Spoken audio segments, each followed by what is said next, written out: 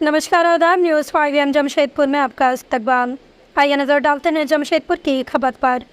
लोकसभा चुनाव से पहले भाजपा को बड़ा झटका लगा है, जहां भाजपा के प्रदेश प्रवक्ता कुणाल सारंगी ने प्रवक्ता के पद से इस्तीफा देकर सबको चौंका दिया है। आपको बता दें कि कुणाल ने उस वक्त इस्तीफा दिया जब प्रधानमंत्री रविवार को जमशेदपुर दौरे पर घाटशिला पहुंचे हैं। कुणाल ने अपना इस्तीफा पार्टी के प्रदेश अध्यक्ष बाबूलाल मरांडी को सौंपा है। अपने इस्तीफे की वजह कुणाल ने पार्टी में खुद की उपेक्षा बताया है। रविवार को प्रेस कॉन्फ्रेंस कर कुणाल सारंगी ने बताया कि पिछले 6 महीने से जिले में सांगठनिक स्तर पर पार्टी के समर्पित कार्यकर्ताओं को दरकिनार किया जा रहा है। पिछले विधानसभा चुनाव में पार्टी गतिविधियों में शामिल कार्यकर्ताओं को तरजीह दी जा रही है। उन्होंने बताया कि उन्होंने स्तर से प्रदेश अध्यक्ष से लेकर संगठन मंत्री को अवगत कराया, बावजूद इसके उनकी बातों को तरजीह नहीं दी गई। उन्होंने बताया कि लोकसभा चुनाव की घोषणा के बाद से उन्हें दरकिनार किया गया। प्रधानमंत्री के कार्यक्रम की भी उन्हें जानकारी नहीं दी गई, जबकि उनके गृह क्षेत्र में पीएम का कार्यक्रम था। उन्होंने कहा कि भाजपा के कार्यालय में जिस तरह से मारपीट की घटना घटी, वो पार्टी के लिए खतरे की घंटी है। के काल में जो लोगों की सेवा की है, अपने विधानसभा क्षेत्र के भौगोलिक जो चुनौतियां होती है, जो सीमाएं होता है, उससे आगे जाकर मैंने सेवा की है। लगातार करोड़ों रुपए।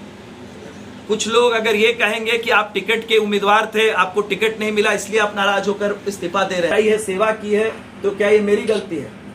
और अगर उसे मापदंड लिया जाए टिकट के दावेदार के, तो से बाहर जाना चाहूंगा, ना कि वो मामले अपने नाम दर्ज करके टिकट पाने की होड़ में आऊंगा। पद से इस्तीफा देने का धन्यवाद। सर बहुत जरूरी है। 90% भाव दिलवा दिया बोल रहा है।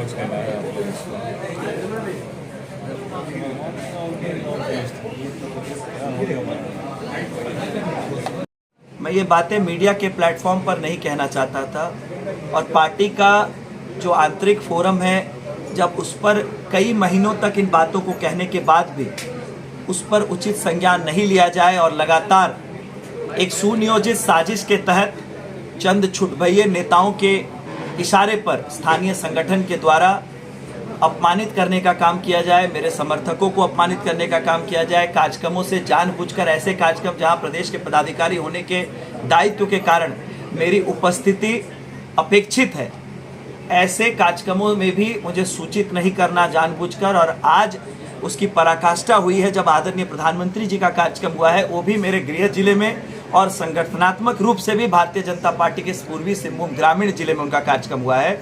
उस कार्यक्रम की भी सूचना नहीं देने के कारण, इस अपमानित जो मेरा भाव है, उस भाव के कारण और मेरी बातों को जब सभी पदाधिकारियों के संज्ञान में आने के बावजूद उस पर कोई कार्रवाई नहीं होती है, तो बाध्य होकर मुझे पार्टी के प्रवक्ता के तौर पर जो मेरी जिम्मेदारी है, चूंकि मैं इस तरह के अपमानजनक माहौल में उसके साथ न्याय नहीं कर पा रहा था, इसलिए मुझे मजबूर होकर अत्यंत दुख के साथ आज मुझे अपना इस्तीफा देना पड़ा। तो पार्टी में हूँ, पार्टी का काम करूंगा, लेकिन इस तरह के जो आपके सम्मान है उससे कॉम्प्रोमाइज करके काम नहीं किया जा सकता। इससे तो सीट को नुकसान को क्या, जब आज तक जिन्हें टिकट मिला है लोकसभा का, उन्हें एक फोन कॉल करने की जरूरत नहीं पड़ी है, 2 महीने से ज्यादा समय हो गया है, तो मेरी औकात ही क्या है कि मैं इस सीट पर कोई प्रभाव डाल सकूं? कुणाल जी, सुप्रियो भट्टाचार्य जी ने कहा है तो उसका जवाब सुप्रियो भट्टाचार्य जी दे सकते।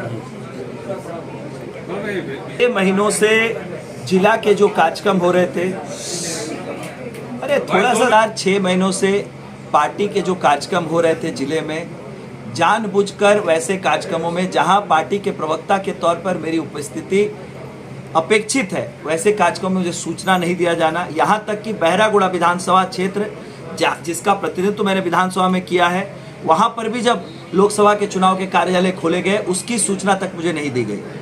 और आज वो पराकाष्ठा हुई है जब आदरणीय प्रधानमंत्री जी का दौरा हुआ है, और उस जिले में मैं पार्टी का एकमात्र प्रदेश का पदाधिकारी हूँ।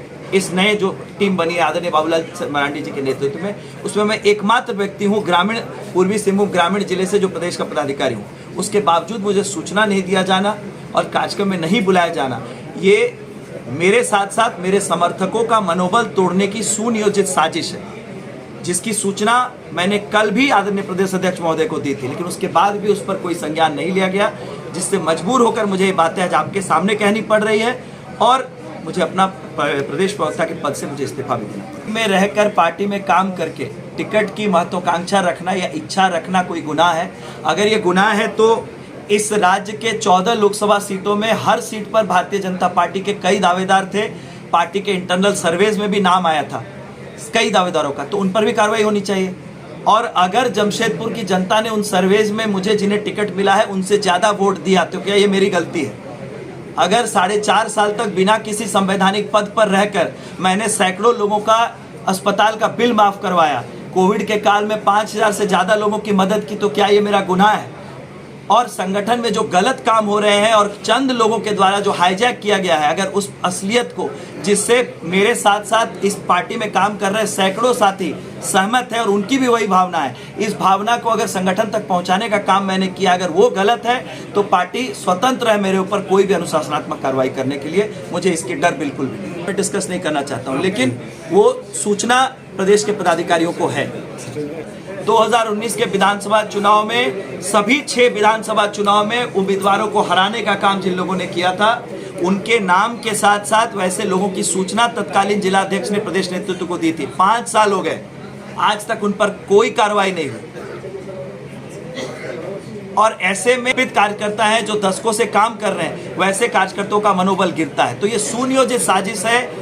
जो ईमानदारी से जनता की सेवा करते हैं पार्टी के फोरम के माध्यम से, वो ऐसे लोगों का मनोबल तोड़ने के। मुझे अपने घर जाना है। यही हाल होता है नीट यूजी परीक्षा की तैयारी के लिए घर, माँ पिता और दोस्तों से दूर किसी और शहर जाने वाले बच्चों का।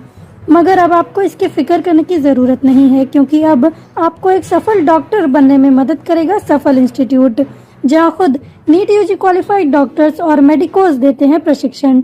क्लास 11th, 12th और 12th पास आउट स्टूडेंट्स के लिए specified course structure classes programme और 50% स्कॉलरशिप ओरिएंटेड सीट्स के साथ।